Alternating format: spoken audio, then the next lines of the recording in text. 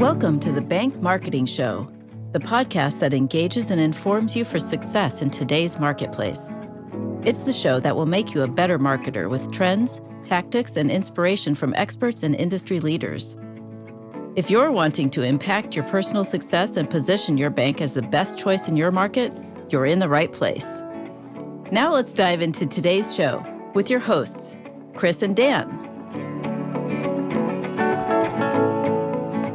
Hello, everybody. Welcome to another episode of the Bank Marketing Show. We're super glad to have you with us, and looking forward to our visit today. A number of our episodes, and more so lately, have been around AI and Gen AI and all the things related. So without spoiling any of the really valuable stuff that I think you're going to hear today, we'll let you listen in. And so Dan, excited about this. I know you guys have a long-time connection here, so I'll hand it off to you and let you bring Justin in for us.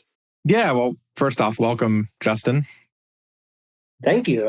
I'm super excited to be here. Yeah, I'm excited to have you on. So for the sake of our listeners, Justin Stayrook and I worked together 15-something years ago. I lost count of less than that, 12, 10, I don't know. That wasn't quite that long. Many years ago. Yeah, probably around 10 if I had to guess.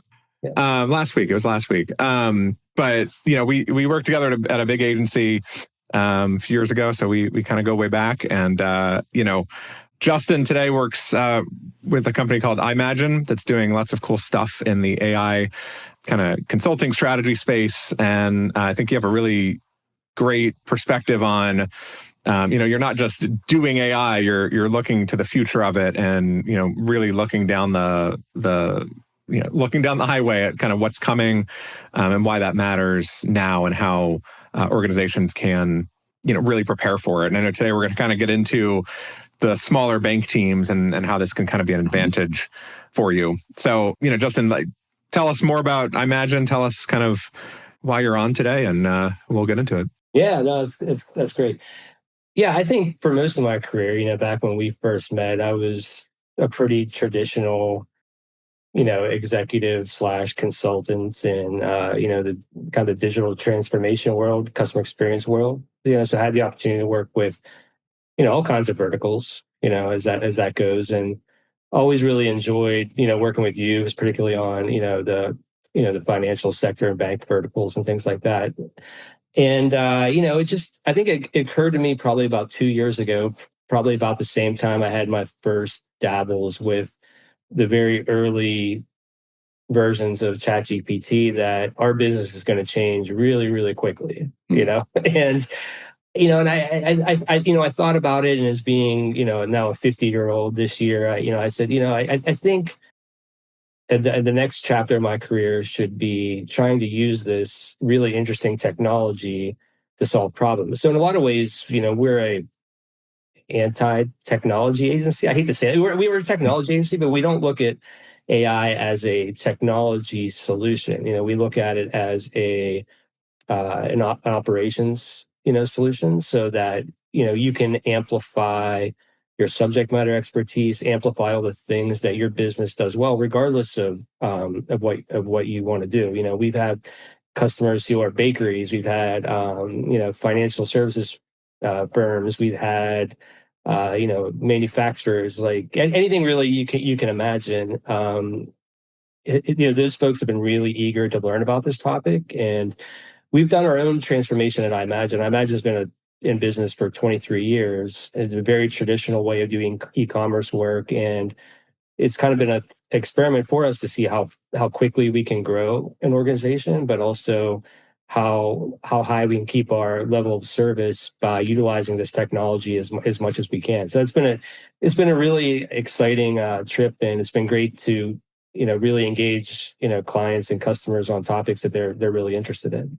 So talk a little about how you see the inflection point with AI. You mentioned, things are going to change really quickly. They are changing really quickly. What are the kind of the pressures leading to that change, other than just the technology itself? Mm-hmm. Like, how's that? What's your take on kind of the market right now and how people are adapting? Yeah, it's been the fastest moving market I've ever seen. when we started in the digital experience business, that everybody thought, oh, this is so fast. We're building websites, we're building, e-commerce, we're doing all this stuff. And this has been the fastest adoption and like fastest uptake I've ever witnessed in 25 years of, doing this kind of work. What was unexpected to me, quite honestly, was my first hypothesis for who we can help would have been, large institutions, right? Whether that's, multinationals, large, national organizations, whatever it might be, large corporations. But I soon realized that the actual benefit is really hitting hard with the small companies, the companies that have marketing teams of one, the companies that are always struggling, with resources. Like you have these giant marketing plans, or you have these, these technology solutions. You want to do something as simple as, rebuilding your website, or adding more self-service capability, when it comes to financial services. And, those used to be really expensive projects. Dan, like when you and I were working together, those projects were probably multi-million-dollar projects. Yeah. And what I've seen, those projects have been reduced to, sometimes a tenth of that cost in reality, right? So what we're able to do with with a lot of these tools and how we're using them, both from a an efficiency capacity, but also quality as well. That was one of the early concerns, is people were really worried about quality. Am I getting good quality when I start to prompt AI? And my response to that was always yes, but right. Yes, you'll get good quality, but you have to do so many different revisions. But those revisions take 30 seconds sometimes, 5 minutes on the long end of things. Whereas that revision cycle, by traditional means, may have taken, a day or two, perhaps, having lots of different input from lots of different people and trying to assimilate all of that. So the fact that you can do 30 quality revisions on marketing material in a single day by a single person who knows the material that they want to put out to market is like really, really powerful. So the small businesses that we work with have been the most satisfying, the companies that are limited in their capabilities and don't really have the money, frankly, a lot of times to go out and hire, sophisticated agencies or hire, people internally. Like us helping those people it's been really exciting for us. Yeah, I think that's a huge part of it too. It's right. It's not just that it will do anything for you. It's that it does it, one, quickly, but two, it's happy to do it. Like, by the time you're on your third revision of a blog or an email copy, it's like, the average human is like, I don't want to do this. And you put it off and it's delayed, and, your AI agent will do it immediately for you or get you, I know the stuff I use it for helps get me back into the mindset really quickly that I need to be in. So that's a great, call, especially for that team of one where you're, or even team of two or three where you're doing 10 completely different, using 10 kind of completely different skill sets in a day to kind of context switch. And I'll contrast that a little more with, the larger, corporations, is that, these AI committees are ubiquitous now. So like everyone, these larger companies all have, AI committees for the most part. And a lot of times they're stuck because they don't know where to start, it's because, they're thinking about it either as a traditional IT project or, there's some level of, there's just like a little bit of bureaucracy involved in all those kinds of things and what level of change management you can do. So it's really allowed small organizations, to be much more competitive in their fields than they've ever had been before. It's an accelerator. I always like to say it's an amplifier of what you do well. And it also amplifies the things that you don't know anything about. Yeah, that's right. That's right. It can kind of go both ways, And hopefully is a major, I guess, process platform for being able to make up for a lot of that, right? Yeah. That's right. Yeah. And that's why I've been trying to do a lot of thought leadership on, LinkedIn and stuff like that. And I get a lot of DMs from people that I haven't talked to in a long time, asking me questions and things like that. And one of the best outcomes, I think, is that for, I'll include myself in this batch, but people who have, seasoned professionals who've been around their business and know their business inside and out for 20 or 25 years, can start to become more hands-on with their business, using these kind of tools, be able to use that knowledge and accelerate it to get to market. Whereas before, people who have become executives and things like that were, delegating a lot of work. There was, traditional management structures in large companies, and small companies just couldn't afford that, So, I used the example, I think, when I was talking with you guys a couple of weeks ago of it's a financial planning firm, partner owned, that we've been working with, and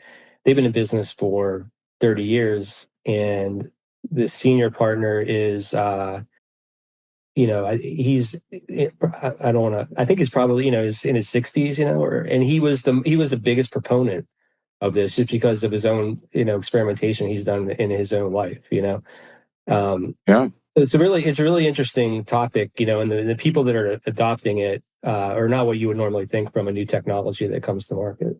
That's really cool to hear too. I know the three of us talked a little bit about kind of who gets it and who thinks that they do. And those are kind of two different sets of people, but I love hearing that because it's not Justin, my agency, my team is filled with 20-somethings and 30-somethings, and they know I'm 56, and they know 10 times what I do about lots and lots of technology utilizations.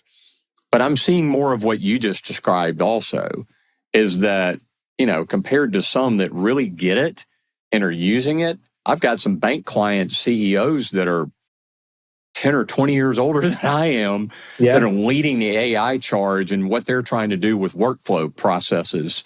Yep. And I'm going, well, wow. I would have expected, some of that crowd to just cruise to retirement. They're like, oh, no, this is a catapulter, right? So, absolutely. Anyway, that's great to hear from you that you're seeing a lot of that as well. Yeah, I think about earlier in my career when, we would be sold on a new product technology would come to market, whether a SaaS product or, whatever it might be for, customer experience. It was usually, let's delegate this to the intern. They're smart. They'll figure it out, and then whoever the youngest is, write a report, and then come to the weekly meeting and tell us whether what we should do with this. I found that this, interestingly, and this technology, interestingly enough, is almost turned that completely upside down, as you've said. And I think it's it's for a couple interesting reasons. I think it's just all about subject matter expertise. I said that's the one thing that's irreplaceable. If AI is an amplifier, it amplifies your subject matter expertise, but it also amplifies the things that, so my kids are in high school, and it's a big topic for them as well. And I try to enable them in many ways. I know that's kind of an interesting topic in education at the moment, is how much should you enable students with AI and how much should teachers be accepting of it and things like that. An example I always use is I like to think that I know a lot about a lot, but there's a lot of things I know nothing about. And I could prompt AI to write me a paper on, let's say the history of jazz or something, which I know very little about. And I would read it and turn it in. And I would think that would be great. But anyone who knows anything about that topic would see right through that really quickly. So for the things I know really well, like digital marketing and go-to-market strategies and all of those kinds of things, for me to be able to produce really high-level deliverables and go and revise them, bespoke for every customer, like really, really quickly, without much help, that just allows me to address so many more people and help so many more people, which is great. Yeah, I think I was having a similar conversation this weekend with a friend that's a teacher, and it's like it's still in the mode of it'll get you 80% of the way there, but you still need to know the topic. And maybe that's not always going to be true, but you still need to know the topic. Or like in the for a marketing example, it's like, yeah, it can generate your Facebook post for you, but you need to tell it what to generate, right? And it's not nearly as good at the strategy and the approach stuff yet, and maybe it gets there, but like you still have to have that subject matter expertise like you're saying, and feed it the right, you have to have the clever approach to your social post, to your blog, to your content strategy. And then it can make all that happen a lot faster.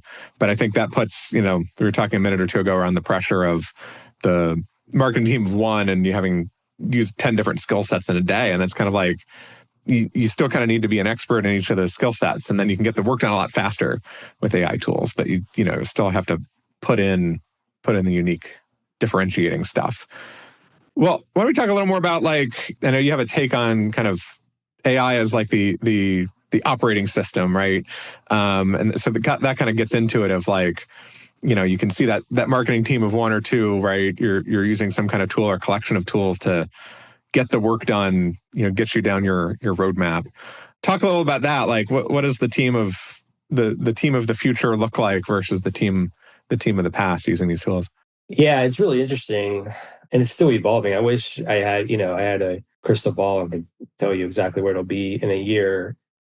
What I can tell you though with 100% certainty is that it's going way faster than I would have thought. And I think at first there was a lot of confusion, concern about how disruptive this would actually be. So I'll give you an example from another financial services company that we are working with, and they they outsource like a lot of companies do. They outsource to small agencies a number of different things, and for a couple of reasons. They had close relationships with those companies, very focused on value and relationships and things like that. And they also weren't in a position to hire Bain or or any of the large consultancies like Accenture, right? That's where most companies are. That's how that's 80% of small business is working with other small businesses, right? And that's really important. And what I realized though is that, and I've been coaching actually, aside from working with clients, I've been coaching a lot of other and advising a lot of other agencies as well on how to how to address this market a little more, is because if the word AI didn't exist, it's incumbent on any agency to provide the highest quality of service at the lowest possible cost, right? Like that's typically how you win work. That's typically how you build trust, over time, right? I mean, coming in and, demanding, high rates and all those things it just doesn't work anymore, So the future, I think if you're looking at outsourcing, your agencies you work with, you should continue to do that. You know what I mean? But I think what you should probably do is approach them and ask them about their plans for AI, how they plan to use it. Because it's not a standpoint that you should fire them to work with someone else. It's not that you should but the one thing that has to be transparent is that this is the way of working in the future for this type of work. I think hands down, and there's no turning back from that. There's no reason to. It just provides so many efficiencies and things like that. So if you can work with your agency on strategies for how to deliver this, say like newsletters, like that's a great one. So like newsletters have been, really popular with every industry really for a long time. And, that editorial process used to be really difficult. You know what I mean? And I remember I used to do those, we used to send out email newsletters, weekly, sometimes daily, things like that. And the cost of doing that should be significantly lower. Now, I don't want to talk about how many people need to be involved or whatever, but the throughput should be much higher. So I think it's a really important conversation to have, both with, leadership on, are we getting as much as we should now for our dollar? And also with your agency is, okay, like we've had a relationship for 10 years.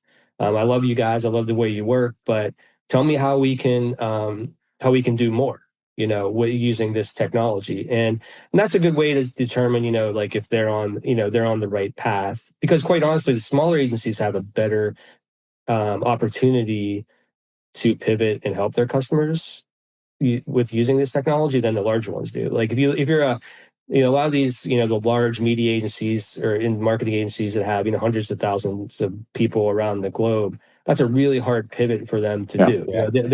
They'll talk about this stuff. They'll have thought leadership about it. That's spot on.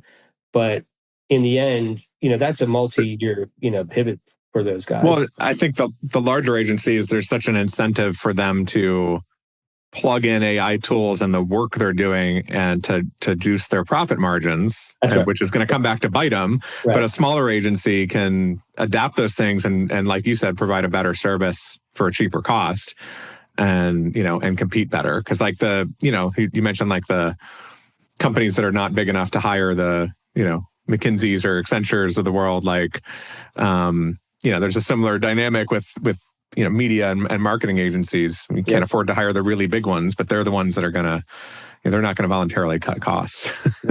Yeah. Well, and to your point, Justin, they're not as nimble. That's right. And they're not going to be as focused on efficiency of delivery and cost as smaller agencies. That's a great point. Yeah. Yeah. And that's why, given what I'm working on, just my personal goals and things like that, I've been approached by larger agencies, larger SIs that, had wanted me to come in and, help them with operations, and things like that. And, those probably would have been very lucrative opportunities for me. Like, I won't deny that. But, what's been great for me, at EYEMAGINE, what we're doing exactly that. We're trying to, everybody in our company are 20-year veterans. We're used to working with clients and giving them high value services. But we're used to needing a lot more people to get that quality. Yeah. And we're intentionally trying to scale the company in a way where we can give you, Accenture level work. We can give you, like Dentsu level work, those kinds of things without all the costs that are hurdles and all the difficult things are with working with and managing or even working within a company like that. So I've intentionally spent my time with small agencies, to try to help them through this. And it's been great. It's been the ones that have embraced it have done really, really well and provide a lot of value to their clients. Yeah. Dan, you mentioned a minute ago, and Justin, back to one of our conversations a couple of weeks back as well about this operating systems for business. And I'd love to hear a little bit more about how you guys are kind of, I may not be saying this right, but process planning and workflow planning and all of that rather than just prompt and get a response to write a blog faster. It's not that at all, right? It's more about these operating systems and for FIs in particular and how that is. So I'd love to hear a little bit more about that as well.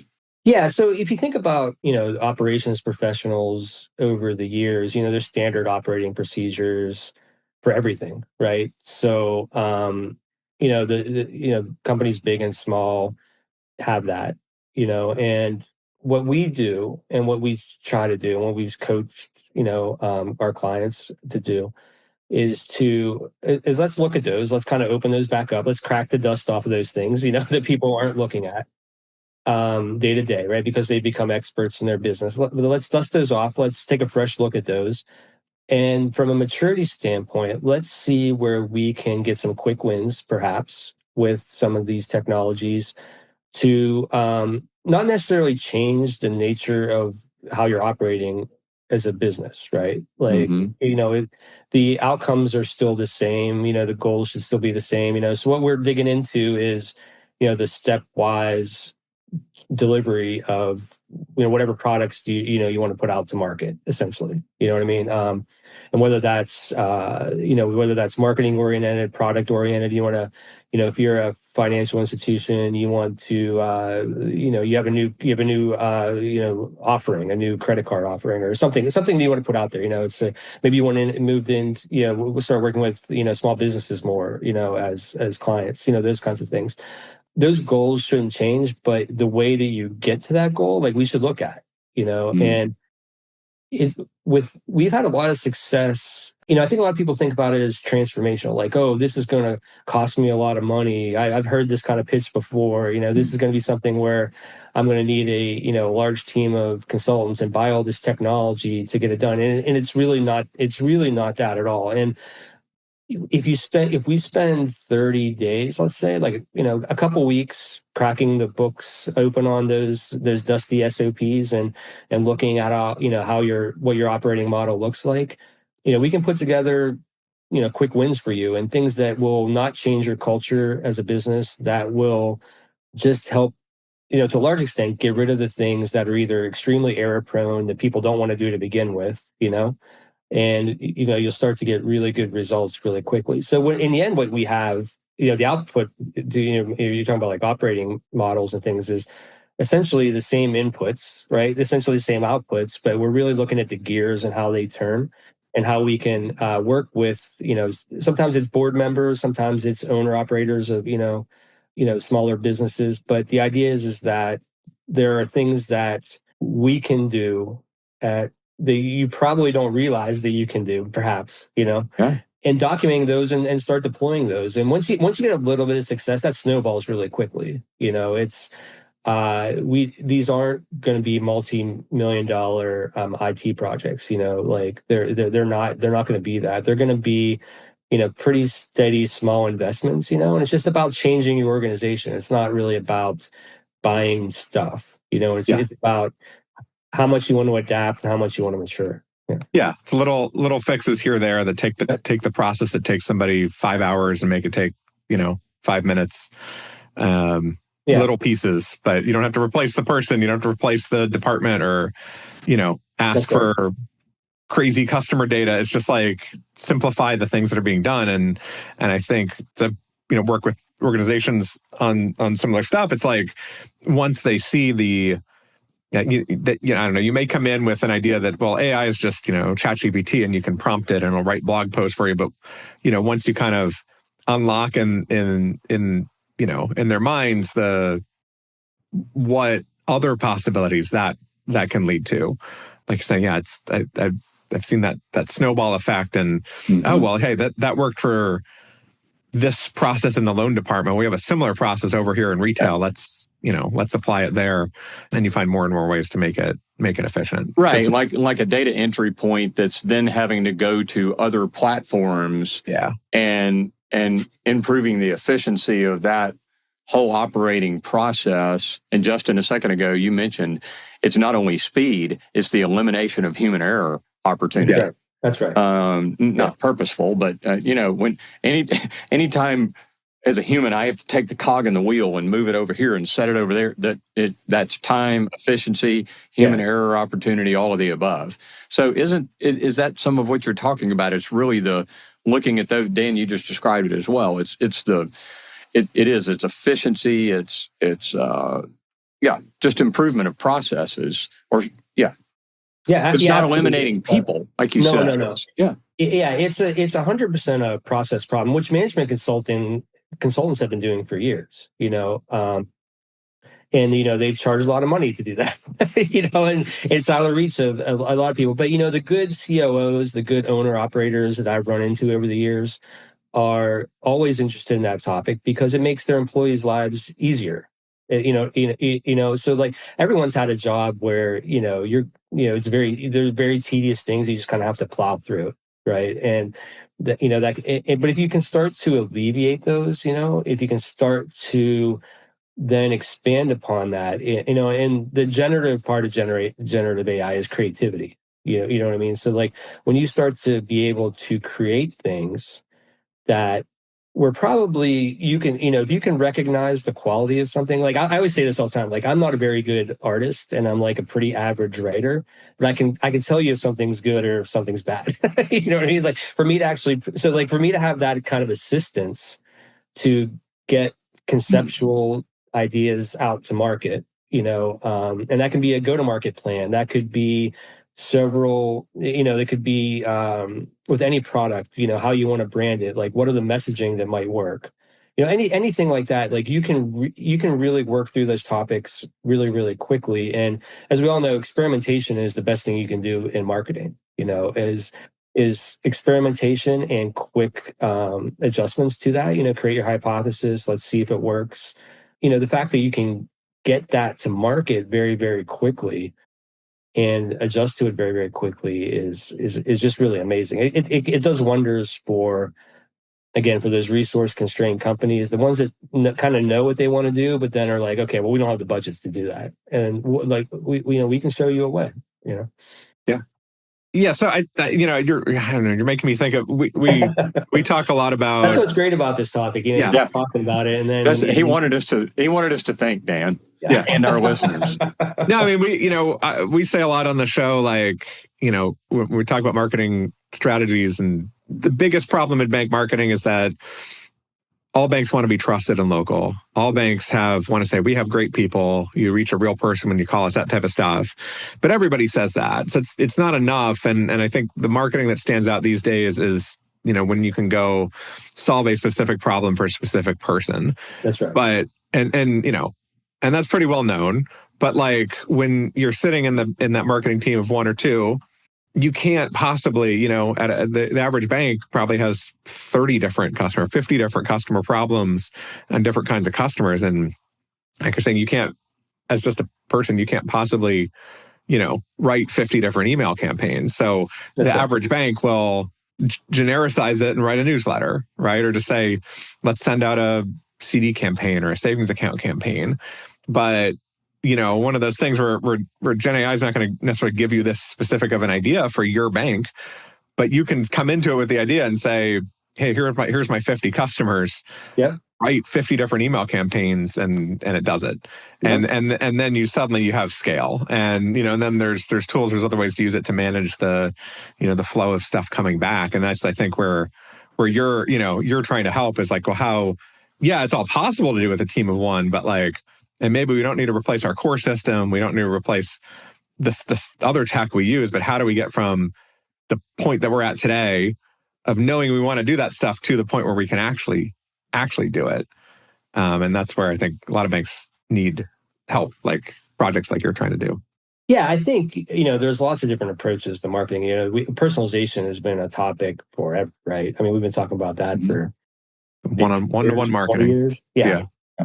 I actually, and this probably sounds a bit trite, but I actually do think we're at the ability to do one-to-one personalization.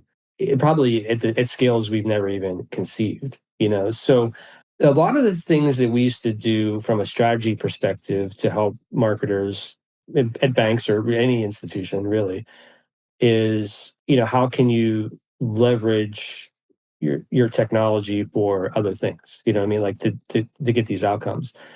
And it was always resource constrained. But now we can say then, look, like, let me show you in one afternoon how you can create something that's completely unique for that person. Given all the work, so you need all the work you've done before, right? So you want to, that's the training part. So people talk about, when you to get a little bit more technical, I think, we're talking about a lot when we talk about AI is LLMs, right? That's the new development in the last 2 or 3 years, these large language models. That's all the things like ChatGPT, Claude, Gemini, all the ones that are, kind of top of market. A lot of the deliverables that we used to try to generalize so that we could use them for more than one customer, because that's how we could do it really quickly. We had a lot of templates, a lot of these kinds of things. Like, that's completely turned on its head now. Like, it's better I can create bespoke, very custom solutions, custom messaging for every campaign, like faster than it would be to have a template, to do that, right? Because if you have a template, that template's not quite right, or we need to update that template. Like, the idea of templatization has almost kind of gone away. Yeah, it's really how specific can I get with this message for each one of these markets? I want individuals.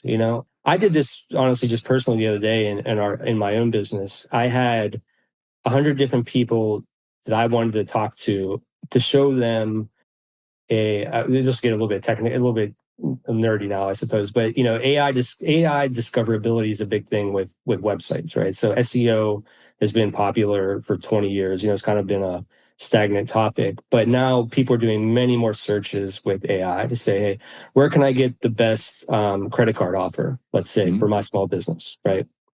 And if you're not showing up in those AI results at the beginning, like, that's to the detriment of your business, because someone else is going to do it, and that topic is really popular. So we figured out how to help people with an outside in audit. That I thought about, if we had done something like this 10 years, 5 years ago, 3 years ago, actually, let's say 3 years ago, we probably would have had to charge a customer $50K to produce that deliverable, because it took enough people to do the research, enough people to do these audits and things like that, that we're doing them for free now. And they're custom to every institution. So like we're giving them, custom results, very high quality work that we can act upon, and they're getting tremendous value. So that's something I didn't anticipate, that kind of scale. Yeah, you know what I mean? And those are the kinds of things. So a lot of the work that Dan, you and I used to do together over the years, strategy work, these kinds of things, they should be, giveaways to a large extent. They should be things that we can do very easily to help our customers, clients that we want to help them progress their business, and it's the same quality you would get from larger agencies. Yeah. So what, we were going to talk here about like some more kind of practical advice, right? So you're kind of getting at that, like what does a modern consulting engagement look like, right? I think you've touched on some pieces of it, but if an organization, if an FI comes to you and says like, hey, we want to get smarter with this stuff, like what does it actually take? What's, how long, what's the, level of effort? Yeah. So let me give you an example first. And I apologize if it sounds harsh to our colleagues who are in these larger agencies, but I had showed an investor essentially who has financial services companies in his portfolio. These kind of quick start audits we do, kind of similar to what we're talking about, just like go through their operating procedures, either through interviews or through documentation they can give us, and let us show you within the next 30 days how quickly you can do some deployment and what those results might look like. And he's like, well, I was just talking with unnamed company, large one of the big five, I won't say who it is, and they said they have this tool that'll come in and scan everything. And I said, well, you can believe that if you want, and you can buy that. But I think what consulting looks like now with this is, let's get started fast. Like, let's not use a lot of overhead. Let's use these tools to help you get those high quality roadmaps, those quick wins. Like, let's look at your operating procedures. Let's do that kind of stuff. Let's get you things in the next 30 days that you can be successful with. And then let's build upon that, right? The best possible outcome that I can give a customer is, in 30 days, let me solve a problem for you that you haven't been able to solve or don't have the resources to solve. Yeah. Right. And then you can build from there. That's much different to the approach that, that I've employed, at different companies where, hey, here's a 36-month roadmap. It's going to cost you this amount. You know what I mean? Do you guys want to do it or not? Right? Like that's a much different approach. Yeah, or like I know when we work together, there's a lot of projects like, here's a 12-week consulting project to tell you what to do. And it's like, we're going to charge you well into the six figures or whatever for send a team in, and we'll put together this 5-year plan, and then we'll tell you what the 5-year plan costs. And now it's just that's the whole thing is just compressed and gone. Yeah. And you can just get right into, let's evaluate your stuff and do the first step of that process and then go from there. Yeah. Yeah. So I think, being agile, and the great thing is that because you take out a lot of that work, research work, deliverable production work, you can still do that. You can build those relationships now, where I felt like for a long time, when we were doing this kind of work, we were always just so busy building these documents or revising them based on feedback, or, helping to, the fact that all that stuff can be done, repeatedly, good, with very good results, that allows me to spend more time just talking with people. The hardest part to get started with any of this stuff was just getting people's time. Like, can I talk to you for 1 hour?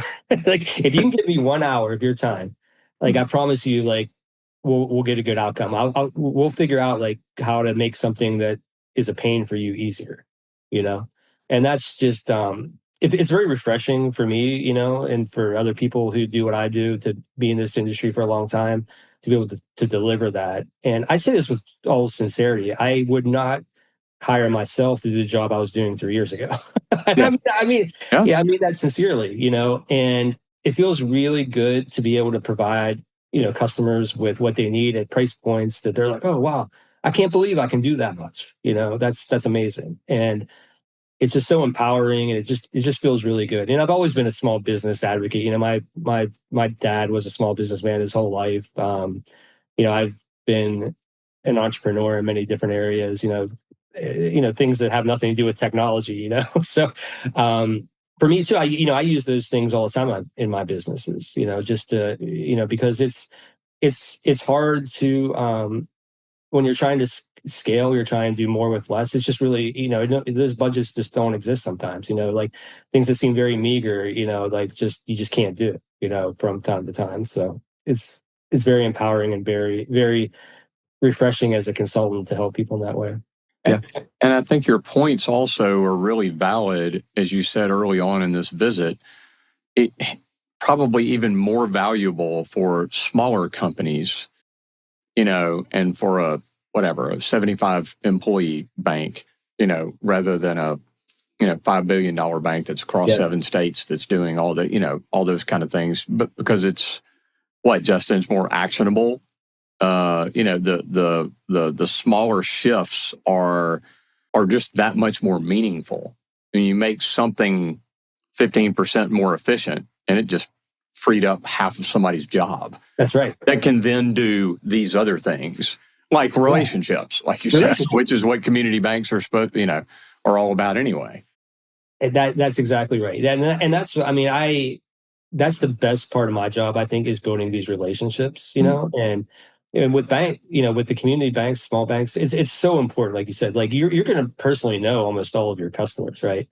And if you can get out, if you have more time in your day to do that, like you'll always be more successful. That's just something I believe, I perhaps wouldn't have time to do a podcast with you guys, if I had lots of other things, so those are important things, and I think a lot of the fear people have sometimes with, adopting this is the fact that it might move too quickly for them, that it's too technical, it's too hard, but it's really, and when you see the upside that it can give you as far as your productivity and what you can do, it's just, you feel like the sky's the limit. You know what I mean? Like how, and it's for small people, companies who are, your marketers wearing 5 different hats, right? They're doing, maybe event marketing plus newsletters plus all these other things, and they're probably not happy with all the quality of the stuff they're putting out. So they just have to do it. They have to get it done, right? So if you can improve the quality and the time it takes and give them, better outcomes, it's really exciting to see that, with the customers who go down that route. Justin, you talked a little bit in our pre-work here about the red pill moment, and it's but because we all know, and everybody knows, everybody in financial institutions in every industry at this point knows, it's not an if but when, and the when is now. Right. The when is almost yesterday already. Yeah. You know what I mean? So speak into that a little bit about the, because it's just like in any industry. If you're going to sit right here and watch which direction these sailboats are going to go and then get in the race, dude, just pack it up and go home. Right? Yeah, and when I say the red pill man, what do I mean is there's like with everyone that I've seen that takes on using this technology in the ways that we're describing, there's like an aha moment, like that light bulb that like clicks, and you're like, okay, this is a lot different than I thought, and it's a lot more exciting than I thought, and now I can see it very clearly. So I'll give you an example. I try to specialize across many different industries, and I try to align myself with subject matter experts because I like to know a lot about a lot of things, but I can't know a lot about everything. It's like, so I need people that can go an inch deep and a mile wide in some scenarios. So I have a gentleman that I've worked with for many years who I won't talk about the specific industry. He'll probably know who I'm talking about if I do that. But he's like, oh yeah, I get it. Like this is good. But I realized when I was talking with him, like he didn't get it. Although he was a subject matter expert in his field, like he probably read a few articles about this, the good and the bad, but never really sat down himself to see what he could do. So I said, let me challenge you with something. Here's a project that I want you to try to do. I'll pay for your licenses for a month and see what you can do. And he came back to me like in 2 hours. He's like, I wish I would have done this 3 months ago. And then he got it, and then he started sending me articles, and he starts sending me, so I can see people when they're on that path, they're like, okay, the gear starts turning. It's like, okay, now I get it. Now I understand. So the best advice I can give to anybody to kind of get to that moment is just experiment on your own. Think about a problem in your daily life that is hard, and just try to prompt in one of the AI tools that you can get for free or at very low cost, and just start to mess around with it. Give it some detail on the problem. I'll give you an example. I did it with this is kind of a personal one. I hope it's okay to share it. But I was helping. I'll just say we were buying a new home essentially, right? And it was a very complex sale.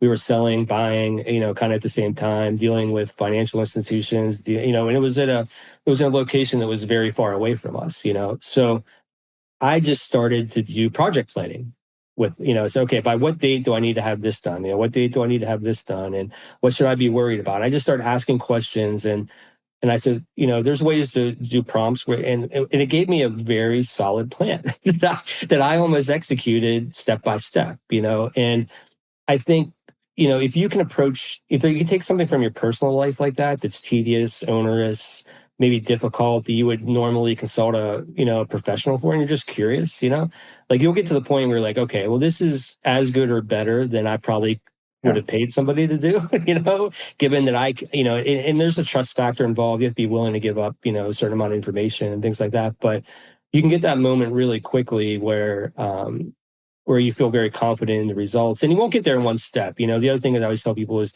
don't expect to ask in, Gen AI and LLM a question and get the right answer first off. You need to be able to iterate on that multiple times. But that's the other aha moment is those iterations are so fast. It's those quality iterations, and then you start. Well, if I give you a little bit more information, can you improve that result? And it goes pretty quickly from there.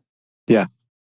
Yeah, using it for, travel planning and I'm going to Italy for a week. Tell me what to do every day, and you just start to see what it can do. And we used it for a trip earlier this year, and it was like, we told us where we're going, all that stuff, and it had us do like 14 things in a day that would each take an hour, and it's like. It didn't incorporate travel time. It was like, we're going to be exhausted by the end of this. We want to do 5 things, so you work with it. And eventually you get there. But again, it's like, gets you 80%, but that 80%, we'd never have done, or would have taken us hours and hours and hours. So if you start, that's a great advice. Like start there, start with the personal stuff, and you'll start to see, oh, if we can do this, here's this process at work that I can start using it for. Yeah. Exactly. Yeah. Justin, I think what you have done is made our listeners think today. Like I said a few minutes ago, you've made Dana and I even think some more kind of, okay, what, so many different things, even for our financial institution clients and all of that. So we knew that would be helpful to get you to speak into this. And so great stuff. Really appreciate the making us all think about processes and what all of this around AI means, and that it's not. It's become even more obvious to me in this conversation that it's not a tool, it's not a SaaS item. Right. This doesn't help you calculate things faster. It helps entire processes. That's right. Of which calculations are only like where you open the door. So really cool. Yeah, and I when you guys invited me to be on, I was super excited about it for a couple of reasons. One is I think that financial institutions, particularly small ones, can benefit from this today. With just a little bit of experimentation, minimal investment, which is important. And those results will become apparent really quickly. So I love working with small businesses. I think that's the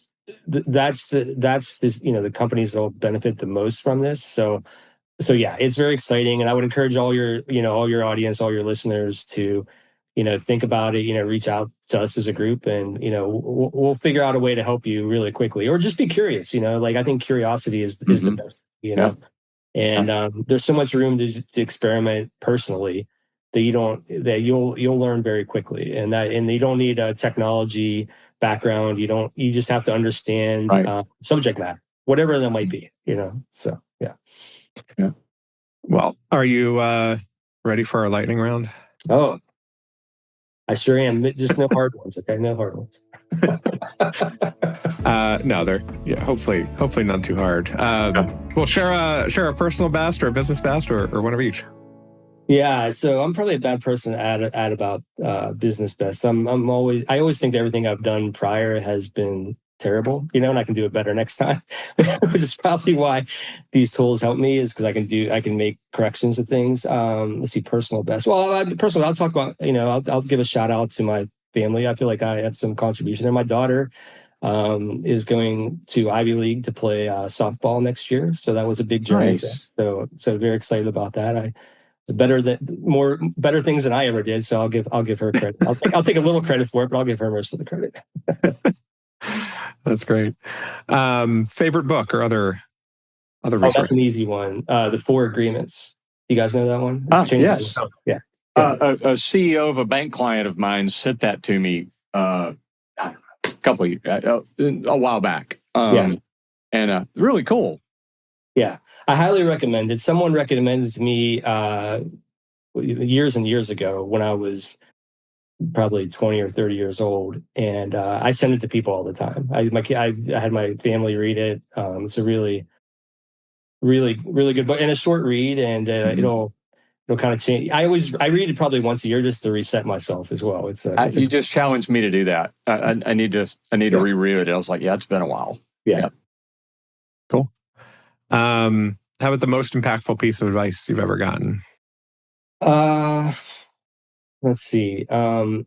Choose to work with people who have integrity and fearlessness.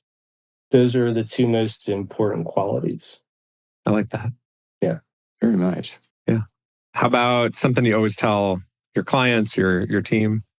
Okay. That's an easy one too. So there are no bad decisions.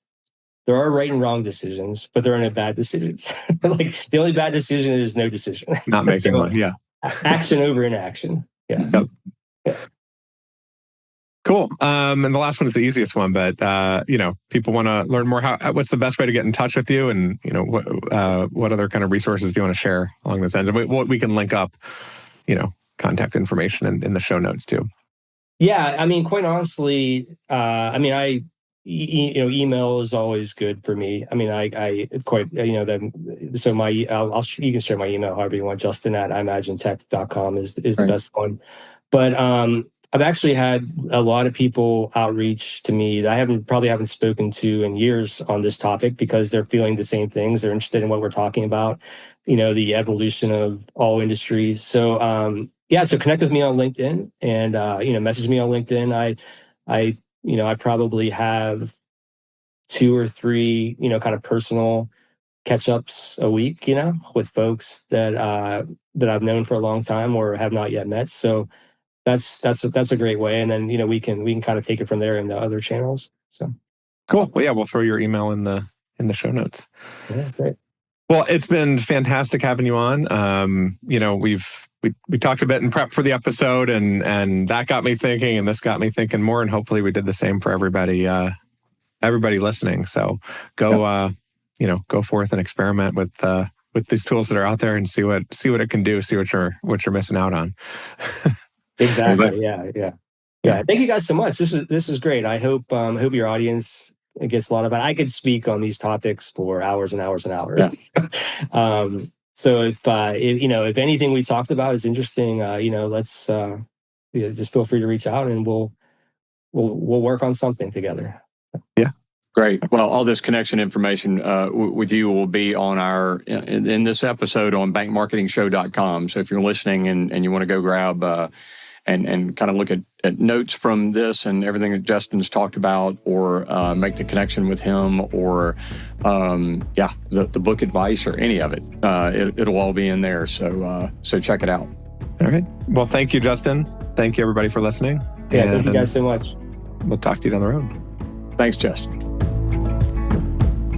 Thanks for joining us.